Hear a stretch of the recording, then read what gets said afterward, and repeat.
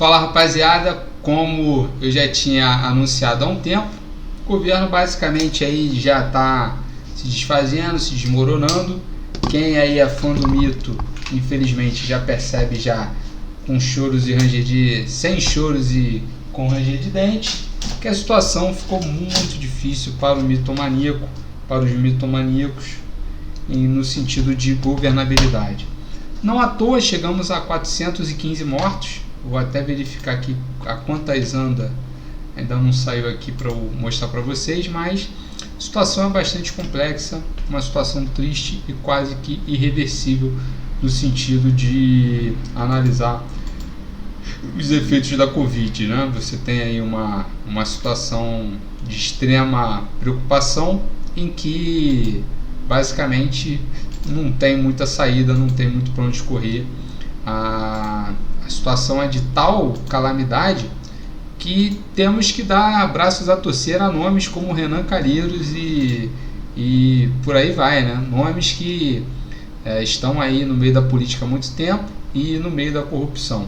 Então vou tentar fazer um apanhado de como que o Bolsonaro entrou nessa, na minha opinião, entrou nessa canoa furada e levou o Brasil junto dentro dessa canoa, e provavelmente vai sair aí da presidência pior do que qualquer outro ex-presidente.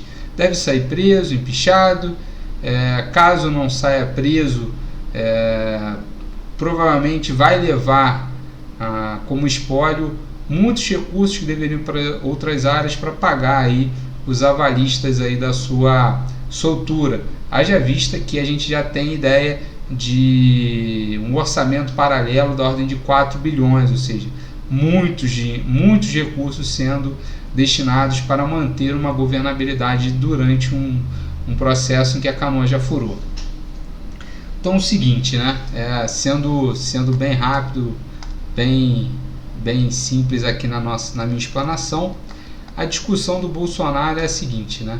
Espera aí, o que eu vi aqui? O que tá vendo? Ah, beleza. Bom, a discussão em relação ao Bolsonaro é essa aqui. Vamos lá. Então, Bolsonaro, 2018, entrou no comando prometendo acabar com a corrupção. Criou o tal do Ministério da Justiça e alocou o Sérgio Moro. E aí a turma que estava lá já há muito tempo ligada à investigação da Lava Jato, ligado que eu digo na parte contrária, né? No banco dos réus, começou a entender que isso era um movimento de fortalecimento da Lava Jato.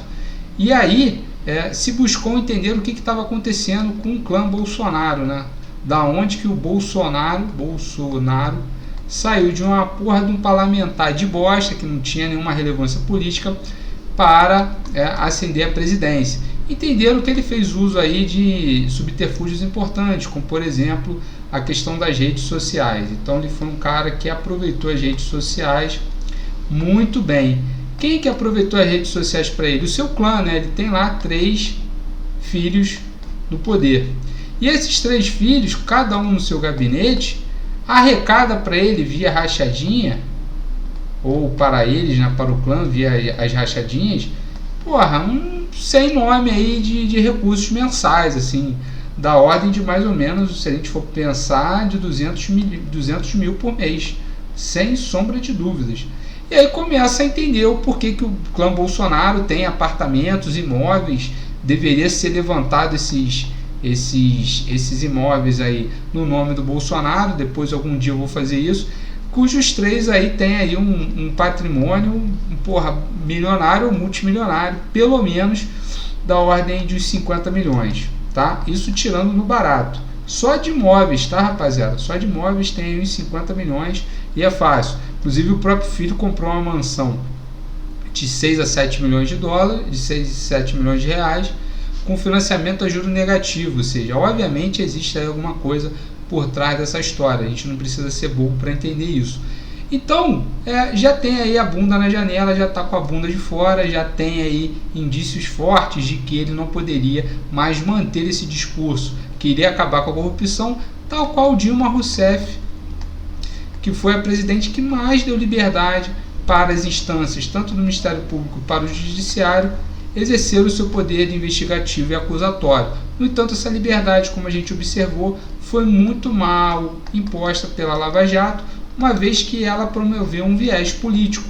Como assim? Ela entendeu que para sua existência ela deveria acabar com a capacidade do Lula ser um candidato. Então ela exerceu um viés político na sua gestão tanto de investigação através do Ministério Público, tanto na questão de acusação no viés do Ministério Público, também na função de julgador. Então havia ali na Lava Jato uma simbiose entre Ministério Público e Judiciário, que na justiça brasileira isso acontece já há algum tempo, não foi a Lava Jato que inventou, mas a gente sabe que pela letra fria da lei isso não poderia nunca existir. Então você não pode ter uma simbiose entre um órgão acusador e um órgão que vai julgar, porque você acabaria com a simetria entre as partes, porque tem lá alguém que vai fazer a defesa. Assim sendo, então, a Lava Jato foi extirpada, e quem ajudou a extirpar foi o próprio Bolsonaro, que acabou queimando o ministro Sérgio Moro. Todos os projetos de lei, o Bolsonaro também não deu nenhum apoio, inclusive o projeto de lei, que era um dos mais importantes, que era um projeto de lei chamado de combate à corrupção, seria uma bala de prata contra a lavagem de dinheiro, caixa 2, etc. Bolsonaro vetou isso e a gente sabe o porquê. Então, nesse sentido, ele saiu como avalista para 2019 de vários ex-corruptos que deveriam favores a ele. No entanto, esse favor não retroage, né? Ele não tem como renomear um novo Sérgio Moro. Acabou por aí. Então, ele perdeu aquela barganha. E aí, em 2019, surge alguns problemas durante o seu... Desculpa, em 2019 não. Em 2019 ele fez isso. Em 2020, surge aí a questão da Covid-19, que coloca o presidente em rota de colisão com o seu próprio discurso, porque ele dizia que se colocaria como um cara que iria recorrer a órgãos técnicos. E no Ministério da Saúde você tinha lá um Mandetta que segurava ali grande parte dos problemas da Covid-19 e se alçou a como se fosse o ministro mais importante dentro da crise mais importante da história republicana no Brasil. Bolsonaro não gostou disso e mandou embora o Mandetta, junto com toda a capacidade do Estado de se defender dessa doença. E além disso, como ele ainda tinha apoio político, se achou no direito de também fazer intervenção no Ministério da Saúde, colocar as suas ideias. Mas quais são as ideias da porra de um ex-capitão que sequer estudou química, não sabe porra nenhuma de medicina, não entende nada de um processo experimental, não sabe o que é ciência? São ideias de merda, mas imbuído da sua vaidade achou que poderia ter algum tipo de êxito nessas ideias, nessas implementações. E aí a gente chega ao estado atual de mais ou menos 420 mil mortos pela Covid-19, com uma taxa de mortalidade aceleradíssima, como eu vou mostrar aqui para vocês. Vamos abrir aqui uma taxa de letalidade extremamente acelerada. Acabei de fazer esse gráfico aqui. Então, na medida que o Biden entra na presidência os Estados Unidos, que é essa curva em laranja, ela recrudesce o número de infectados por 1.000 habitantes, e o Brasil, em termos de por 1 milhão de habitantes, e o Brasil, no entanto, no número de mortes, passa a acelerar e entra como principal agente causador de mortes por habitante na América Latina. Aqui é Cuba, tá? Só para vocês entenderem, aqui é a Argentina, Estados Unidos rapidamente recrudesceu, e o Chile também já teve uma política desastrosa no início e recuperou. E aí, não à toa, o Brasil figura como um dos países com a maior mortalidade dentro de todos os países aqui que eu elenquei.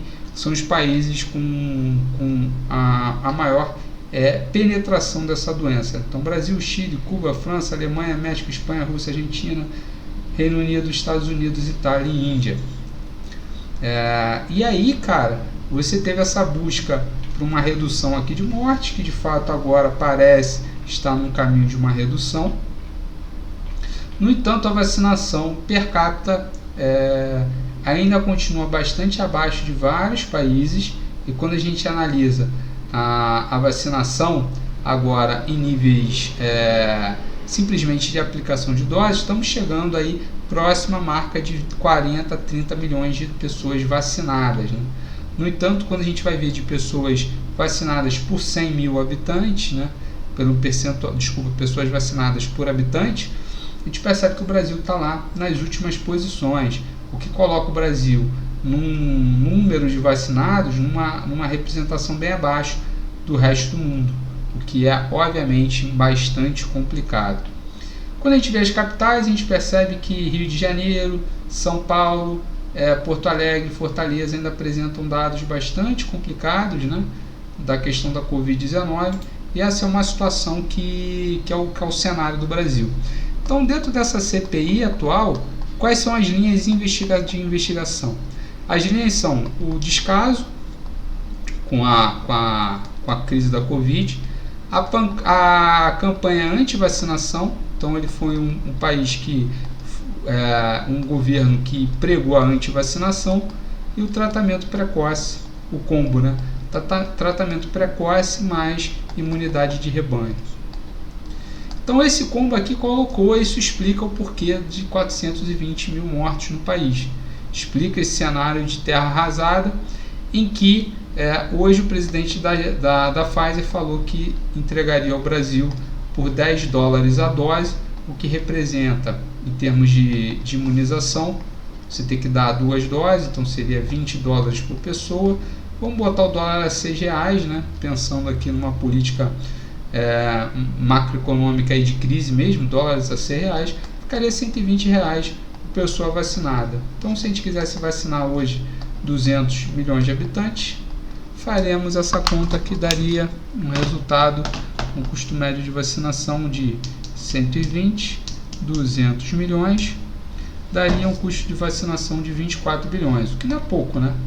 A gente for pensar, 24 bilhões, no entanto, isso representa uma fração de 10% do auxílio emergencial que vai ser implementado agora, de 4 meses, e representa uma fração de 3% do custo do auxílio emergencial que foi implementado durante os 6 meses do ano passado, ou seja, são custos irrisórios frente a medidas que o governo Bolsonaro implementou no sentido de combate aos efeitos da pandemia, onde você controlaria melhor essa pandemia através da compra de doses, da liderança em cima desse processo de vacinação. Além disso, se você combatesse essas ideias de tratamento precoce, imunidade de rebanho, desfizesse essa discussão anti-vacina e implementasse uma massiva política de informação, com certeza os efeitos seriam completamente diferentes, né? Eu vou ter que fazer uma comparação com o resto do mundo, mas vou ter que depois caberia um paper para analisar qual seria o estado do Brasil hoje sem o Bolsonaro, né? Pensando caso a gente alterasse essa configuração do Bolsonaro e colocássemos um presidente que ouvisse a ciência, que ouvisse as melhores práticas.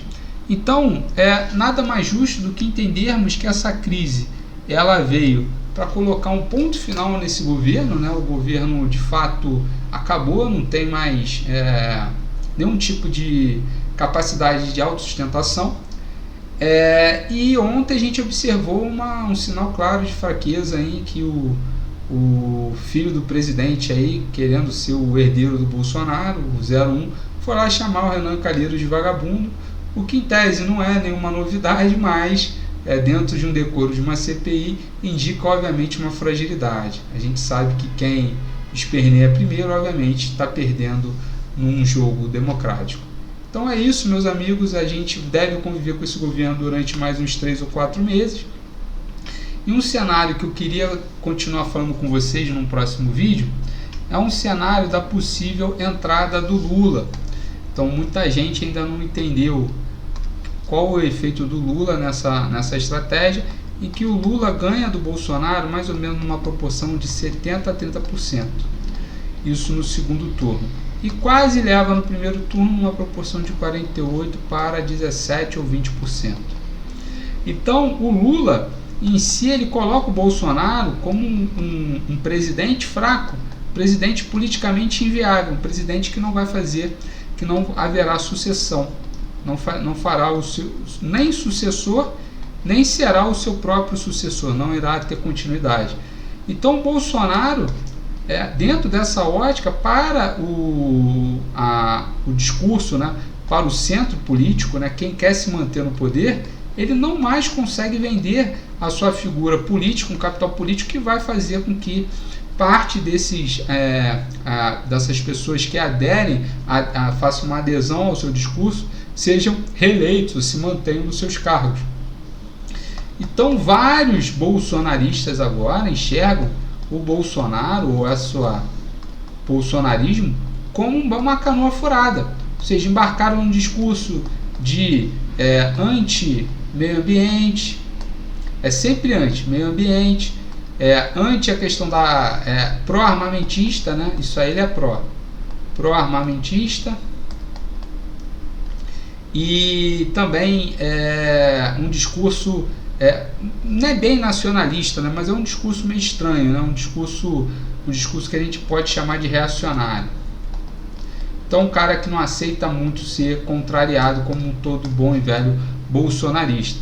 E parte da imprensa se acoplou a essa estratégia, né? Só que já percebe que isso aqui vai ter pouquíssimos dias de vida, e dentro de um cenário empresarial, você lucrar durante 4 anos e amargar verdadeiros prejuízos depois de 4 anos, não é lá uma boa sacada.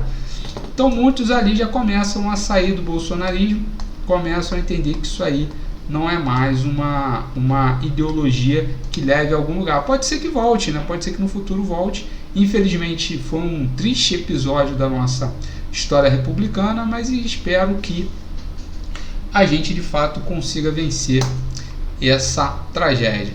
Então é isso, meus amigos, um grande abraço e até o próximo vídeo.